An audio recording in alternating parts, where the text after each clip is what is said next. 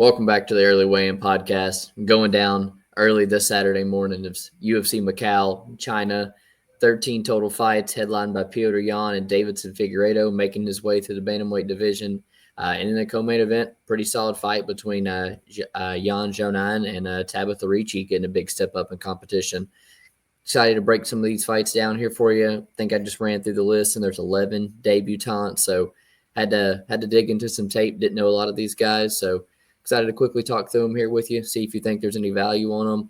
Let you recap last week, which, again, man, just seems like the second half of this year, we just can't seem to get anything right. You know, even when things go well, we find ourselves minus a quarter unit combined or something. So I'll let you recap that, throw it behind us, and get into this week. Yeah, so kind of, like you said, story of our year. You hit your biggest bet of the night with Marcin Tybura at 2 units. You also hit a plus 240 underdog in Vivian Arujau at plus 240 for a half unit. And yet you're still coming out negative. You had 1 unit on another dog shot in Michael Chandler and 0.5 on Basil Hafez over Oban Elliott. Took a couple of shots on Chandler by TKO against Oliveira. That fight was pretty insane. I think I did talk about beforehand looking at that decision prop, and of course, it did not hurt it. And then the under 1.5 rounds, you took that for plus money, and the Roofie versus Lon Top. Lon Top's just tough dude, man. Minus 0.2 units. Not a bad night. Like I said, I think there were some good reads for you to be negative there. And then a very similar story over on my card. Biggest bet of the night, Marcin Tybura hits, but I lose out on the plus 220 underdog shot on Chandler, the plus 830 underdog shot on Paul Craig, and a 1 unit shot on Jonathan Martinez versus Marcus McGee, which I think is a good bet if he could have just gotten started earlier. Yeah. I had a unit on the fight ends by sub and Bo Nickel versus Paul Craig. Not a single takedown. Didn't even look close. Worst bet on the card for sure. Yeah. Then I hit a plus money prop and fight doesn't go the distance and Mickey Gall versus Ramiz Brahimaj. I actually didn't get the chance to watch that fight. Jew, how'd that end? No sweat. Brahimaj overhand right. Slept Mickey Gall. Got it. Okay. I almost played that by submission as well, so I'm glad just to fight doesn't go the distance there. And then started off the night with the first two fights of the night. Oban Elliott to win, and fight goes to decision in the Veronica Hardy Eduardo Mora fight. Still minus 0.06 units, and the slump continues. Yeah. Looking to change that up this week for sure. Okay, so starting off in the lightweight division with our first fight of the night, Maheshete Hasir taking on Nicholas Mata. I think this is a train wreck of a fight. I think both of these guys are looking to bang early. Maheshete, very hittable, but he does throw with some heat. He has some straight punches mixed in as well. And then Nicholas Mata, a little undersized for the division, but if he can get on the inside of you, he's more than happy to throw down with you. They've both been knocked out. They've both knocked out some people in the UFC. And I think this one gets done early. I could kind of see a similar scenario to the Manuel Torres fight where a short inside elbow from Maheshete catches Nicholas Mata. Mm-hmm. But truthfully, that's just a guess. This is more of a coin flip fight. I would take the under before I laid juice on Maheshete or even took the dog shot on Mata. Yeah, man, I think like you, I think we see an early finish. Both have dodgy chins, both been hurt and knocked out in the past, and both have clear power to be able to hurt the other as well. I like Maheshete on the outside. I like his kicks. I think he's a lot faster than Mota, but if Mota's able to get on the inside, he's got the power to finish as well. You know how you see the Manuel Torres resemblance. I kind of see, Nicholas Mata's last win against Tom Nolan pretty similar to the body style of Maheshete. So if Mata's able to get on the inside, he's able to crack. I think he's equally live to get it done. So I was leaning a bit more toward Maheshete earlier in the week, but I kind of think it's dog or pass. But man, I'm like you. Under 1.5 is plus money. 7.5 minutes. I think someone's going down in that. So probably a good bet for me starting off the card with a banger fight. Moving on up, Long Zhao taking on Quang Lee at bantamweight. This is probably the closest fight on the card for me. One of the ones that's kind of hard for me to predict. Before I saw the odds of this, I kind of thought they'd make Quang Lee the favorite, being he's the one who's got the UFC experience, the one who kind of went to a toe-to-toe close fight with the UFC vet Chris Gutierrez the last time out. But not the case. Long Zhao is a small favorite here, and I kind of have to agree, man. He's got a ton of experience. Despite the competition, he's been in the octagon a lot. I think he's just a lot more busy, throws a lot more volume, gets in your face, has a good pace. I think he's more live to land a takedown. I think the over is a pretty good play. I think this goes to decision at a pretty high clip. Quang Lee probably has a striking advantage. Hits probably a little bit harder, but I like Long Zhao to stay a little bit safe, be a little bit more busy, and probably win a decision. So we see this fight just a little bit different, but it's not with a lot of conviction why I'm picking Quang Lee. I do think it was a huge step up for him against Chris Gutierrez, and this is kind of a fight that he should have been given coming into the UFC.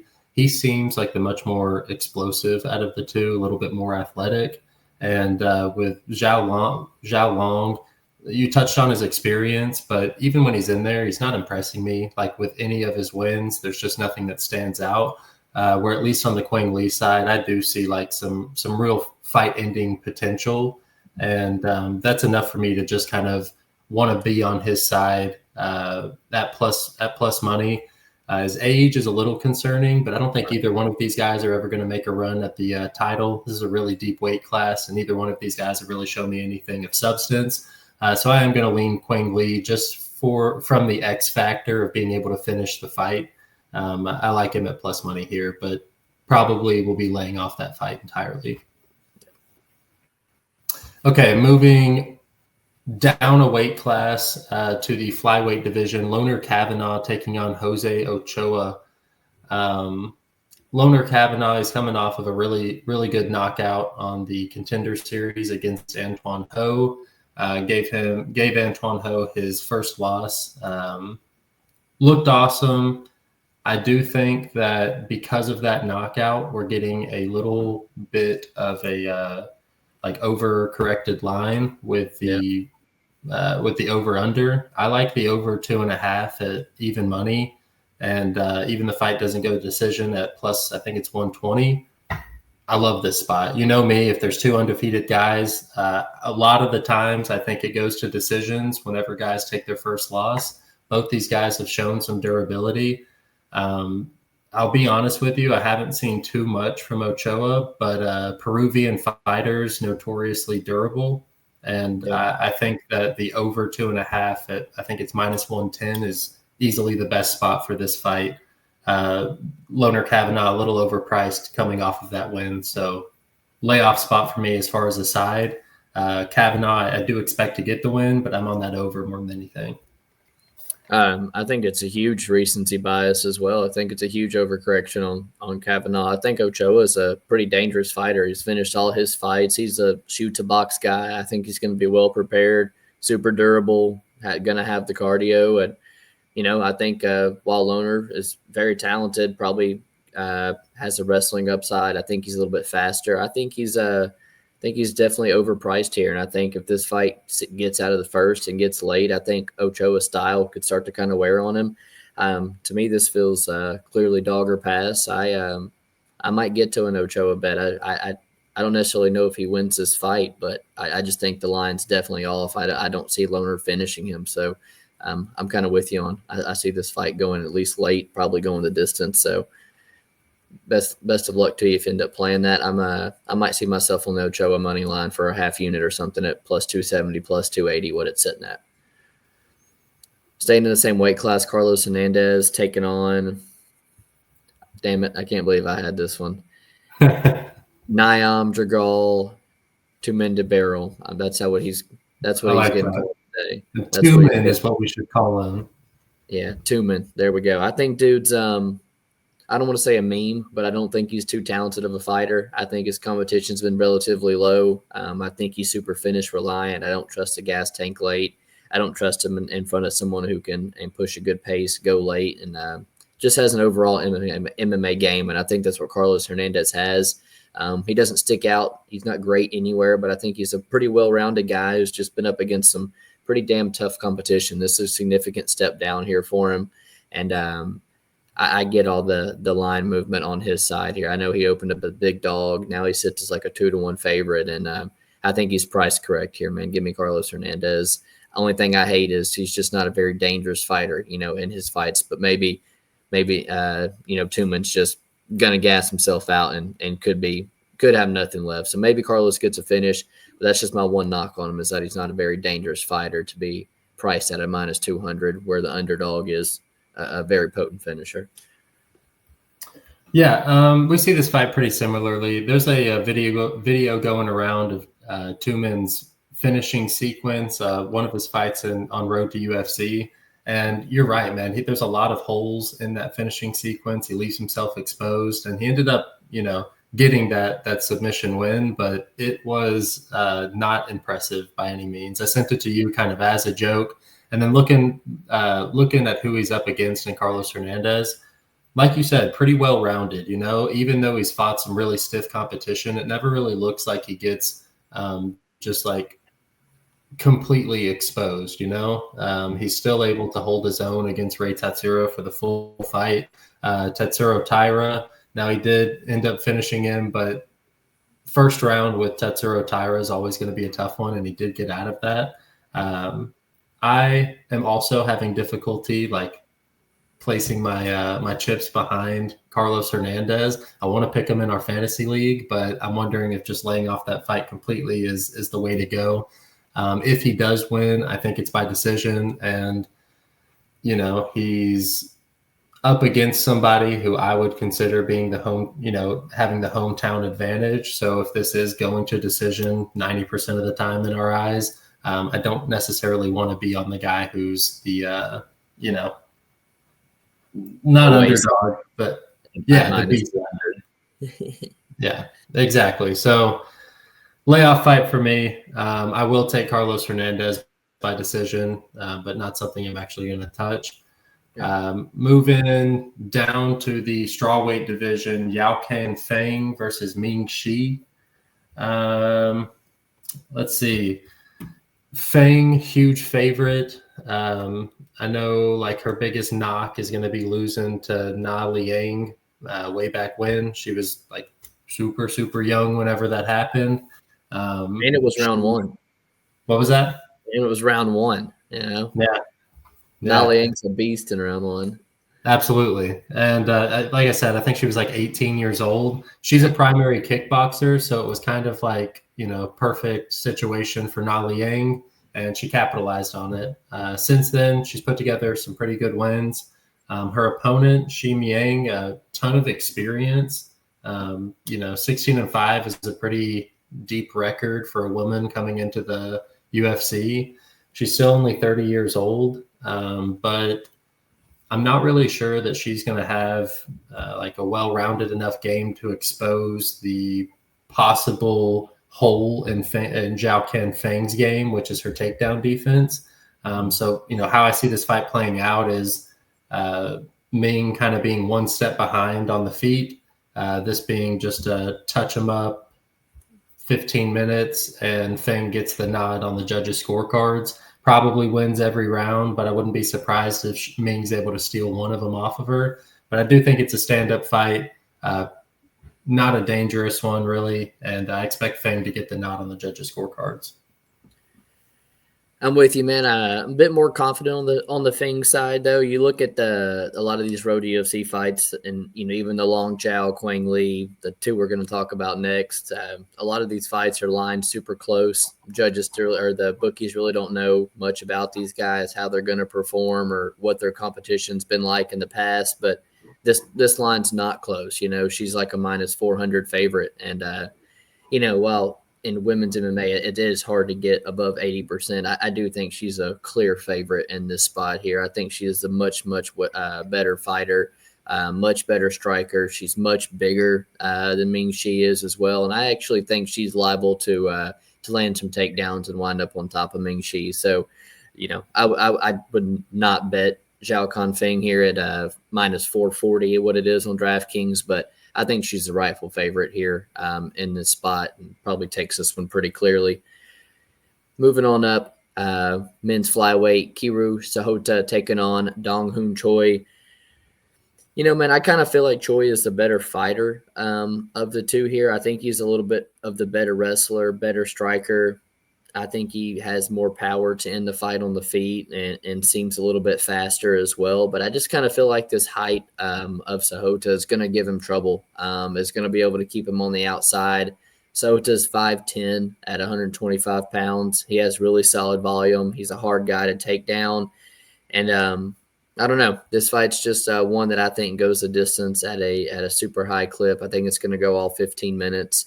I don't think either guy is very dangerous, and it just kind of seems like a toss-up to me. I'm not too confident. Earlier in the week, I kind of felt a little confident in Choi, but I thought he was going to have more success wrestling, and now I don't really feel as strongly. So I'll take Sahota. Sahota by decision. Just not super confident in it by no means. Yeah, so I'm gonna again kind of disagree, but not with a lot of conviction, man.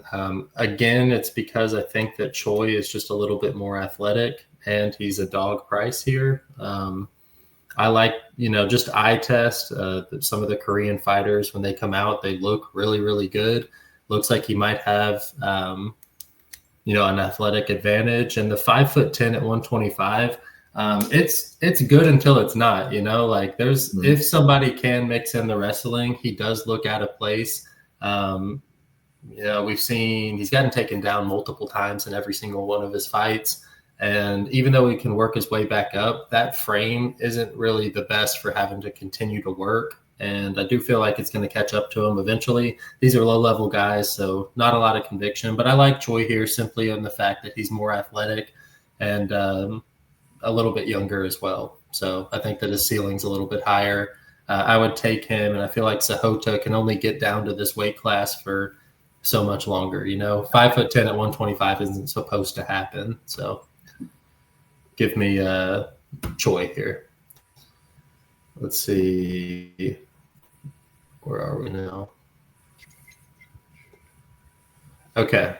Moving up to Su Young Yu taking on Baojin Jinsuli. Okay. Another one, didn't do a ton of research on, if I'm being honest. From what I saw from Jalusi, he would like to get this fight to the mat, does his best work on the mat. I do feel like he is potential to get outworked. He has low volume. You kind of a similar game plan, and he would like to get it to the mat, although I do think that he's a little bit more physical and thus is more likely to end up on top. This probably goes to decision. I'm going to take you, though. I feel like he's the rightful favorite, but I will not be playing this fight. I'm going to lean the other way in this road to UFC championship one, but I see it super similarly, man. It's just a ton of grappling is going to be involved. I don't really feel confident in who I think is going to win a lot of those exchanges, but I do think the minutes on the feet, in my eyes, kind of favor the Jinsuli side. So that's just kind of whatever so slightly makes me lean him if two grapplers are going to get stalled out, if the takedowns kind of negate each other here. I kind of lean the Baojin side on the feet. But again, man, I'm with you. I don't feel really confident about any of these road to UFC fights. But moving on to the main card, man, a lot of the fighters we know a little bit better. We got Ozzy Diaz taking on Ming Yang Zhang. Ozzy Diaz, a guy we've known from Contender Series, fighting Joe Pyfer at 185. He's since kind of blown up to 205. I don't really think he carries the weight that well, man. And despite being the middleweight, I think he's at a huge athleticism disadvantage. I think Zhang is much faster, hits much harder, much more athletic, and dude comes out like a bat out of hell. He doesn't give you time to get any type of reads. He jumps on you quick, and it could get interesting late. But I think Ming Yang Zhang makes it 13 first round stoppages in a row, man. It's kind of how I see it going down. Yeah, I mean, you touched on the point that I really wanted to drive home, and it's if this gets out of the first round, like I do think that Ozzy Diaz has more experience against higher level guys, and I do think that he could really start to take over. But it is all if he can get past the first round, where Zhang is going to be throwing heat, is probably going to be a little bit faster. But I do think that this is a potential quick fight, or it turns into a slop fest, and I really favor Ozzy Diaz in a slop fest. So, live bet. live bet opportunity for sure. But I'll take Zhang as well. Not one that I really want to have any of my money on, though. This is one that I do want to have my money on, though, and already do have a little bit on. This is in the light heavyweight division. Volkan Oezdemir taking on Carlos Ulberg. Carlos Ulberg, I think I've tried to fade him like in every single one of his fights, honestly. I don't know why. I don't even like dislike him. I just see that he is one-dimensional. We've seen him get stopped before, and I think that there is potential for that to happen here. Volkan Oezdemir has been fighting some of the best guys in the division, and this is a huge step up for Carlos Ulberg. To have him as a 3-1 favorite when he really only has one path to victory is a little absurd to me. So I have Volkan Oezdemir at, I think, plus 195. Happy to double down on that, but I do think that there is potential for Volkan to back him up against the cage and actually make something happen with a knockout. And then on top of that, if he can make him work for those first 2 rounds, I think there's potential for Carlos to slow down in the third. And then lastly, I think that Volkan, if he could mix in the wrestling, that would be interesting as well. But I see a few paths to victory for Volkan, even if it's just eking out a decision. And really only one path for Carlos. So give me Volkan Oezdemir. Might even double down on it. The line feels super wide for it being Carlos's biggest test. I think I was looking back through the lines, and I don't even know if Carlos has been this big of a favorite to some of the other guys that he's beaten in the past, and they were much less of caliber guys, So I'm kind of with you. It's a 100% dogger pass. If I could just know for certain Oezdemir was going to come out here and grapple, I'll be all over it. But if he doesn't, I feel like he doesn't really have the tools to close distance on somebody as talented as Ulberg, somebody who knows how to use his range and use his kicks. Ulberg's super athletic, man, super fast. And I don't know, man. I feel like Ulberg's probably going to win the fight. But I even might bet Volkan Oezdemir myself just because I feel like the line's way off. It almost feels like a principal bet to me. There's, like you said, one path to victory for the minus 200 plus guy here. So I'm with you, man. I mean, since he lost to somebody in Kennedy and Zekchukwu who's not that good, he's been scraping the bottom of the barrel. I mean, the Water Buffalo Charant, Tafon and Chukwi, Nicholas Negromariano, Ihor Pateria, Daum Jung, and then Alonzo Minifield in his last fight. I was there, and he just went full retard for the first 12 seconds, I honestly think that this line is blown out way out of proportion. Dude, the more I talk about it, like, this is a clear Volkan Oezdemir bet. Yeah. Even though Volkan's not in his prime anymore, this is probably the easiest fight as far as, being a clear path to victory that he's had in a really long time. That I say that, and he's just fought Johnny Walker and Bogdan Guskov, but he's doing what he needs to do in those 2 fights, Like, I was about to say, he wrestles Guskov, Like, Guskov brings a ton of power, and he goes out there and wrestles him. So I think it's live. I don't hate a bet. Probably going to get there myself. Cool. Kong Wang, Gabriela Fernandez. Man, Kong Wang, super impressive in her debut. The Joker face, shooting Victoria Leonardo at the face-offs and then going out there and sleeping her in like 30 seconds or something. And, I mean, just the finishing sequence, man, the teep kick to the way she jumps into that 1-2.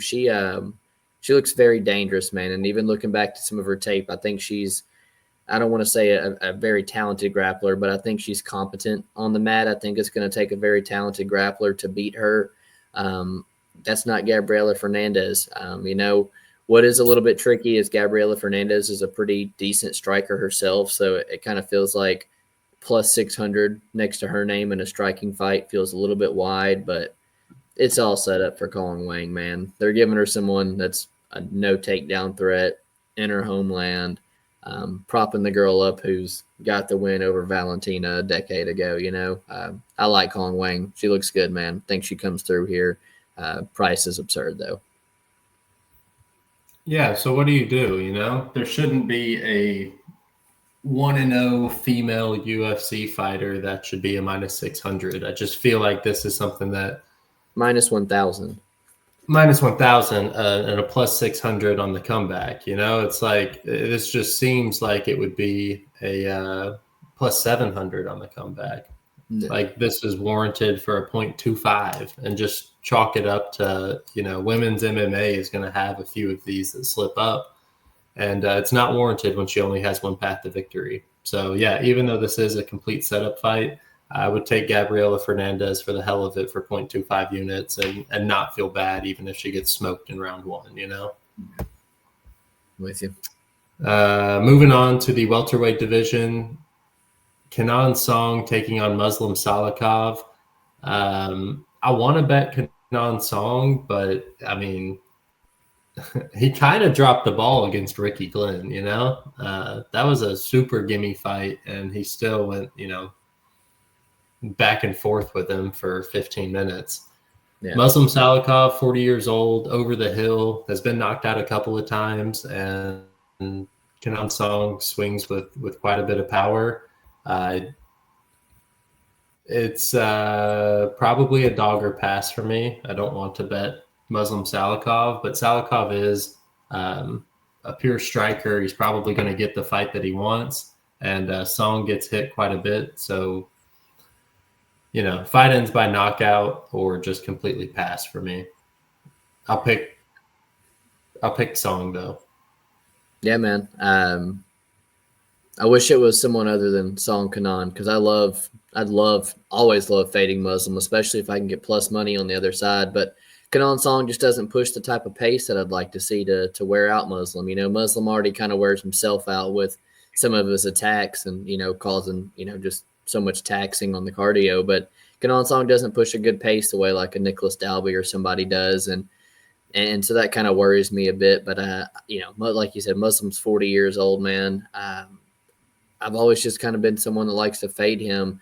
What I'm looking at with Kenan Song, though, is TKO plus 550 on DraftKings. If that's even that number or something better, I don't hate that one bit. I feel like that's his best path to victory. I don't think he throws a ton of volume. Muslim Salikov just shown he can kind of go out there and still win a decision against Ponzinibbio, which even though Ponzinibbio is not the Ponzinibbio he used to be, he's probably still in the level of someone like Kenan Song. So I feel like if it goes to decision, I kind of feel like Muslim might win that. So Kenan Song plus 550 or better TKO, I feel like that's something I wouldn't hate dumping a quarter unit or things on. So I'll side with you, though. Kenan Song plus money, that's the side to me against Muslim Salikov. Co-main event 115, Yan Xiaonan taking on Tabitha Ricci.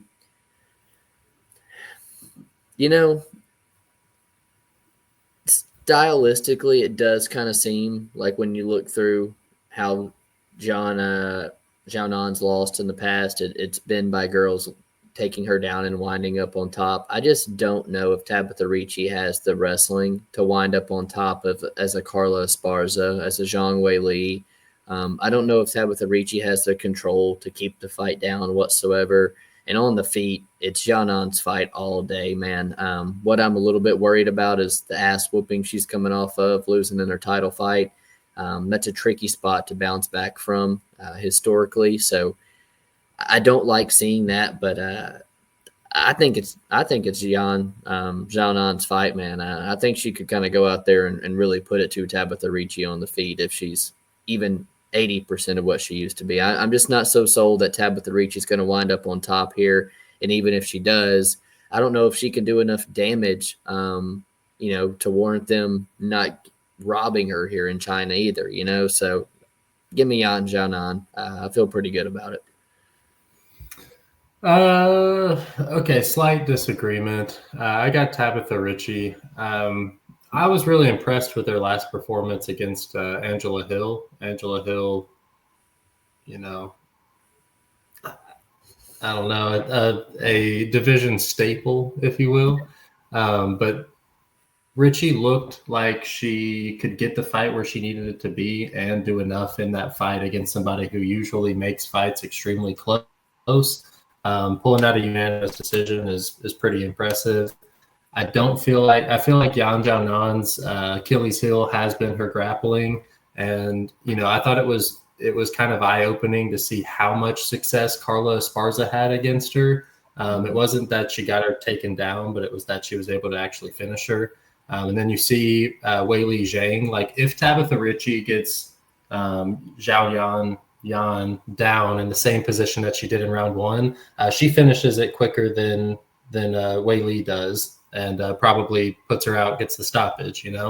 I do feel like if the UFC had a say in it, that they would want Tabitha Ritchie to win this, but this is a Chinese fighter fighting in China. So I get that if you expect this fight to go to decision, you kind of want to lay off, but hell, if it's a close fight, a close women's fights, like I prefer to be on the plus 165 dog. So with a clear path to victory with Richie, I just lean more towards her. Might not get to it, might put 0.5 just to say that I knew it if it hits, but not 100% convinced that Jean is stylistically that this is the best matchup for her, Okay, moving on to the main event, Piotr Jan taking on Davison Figueiredo.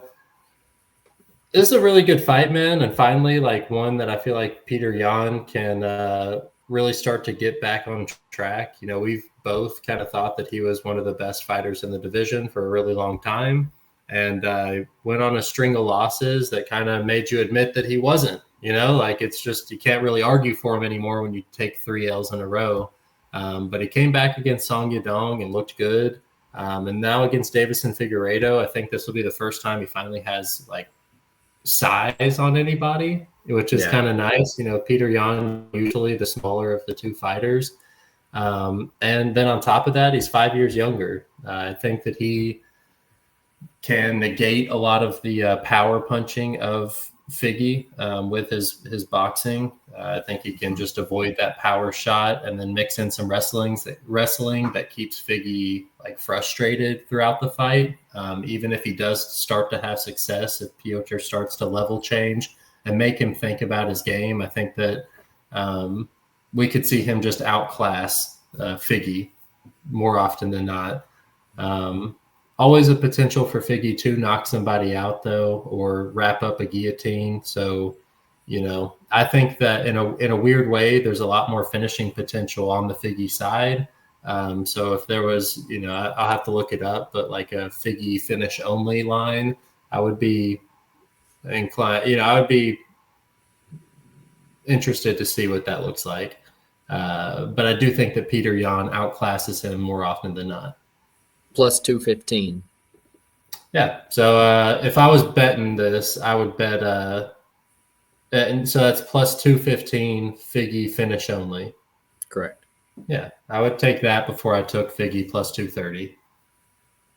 I feel a bit more confident that Peter Yan can finish this fight. I was looking at fight doesn't go the distance at plus 110 for this fight here. I feel like if Davison's going to get it done, he's going to have to be the first person to finish Peter Yan. I don't think he has near as much process to his game. He's going to have to take him down and submit him. He's going to have to jump guillotine. He's going to have to land a big power shot.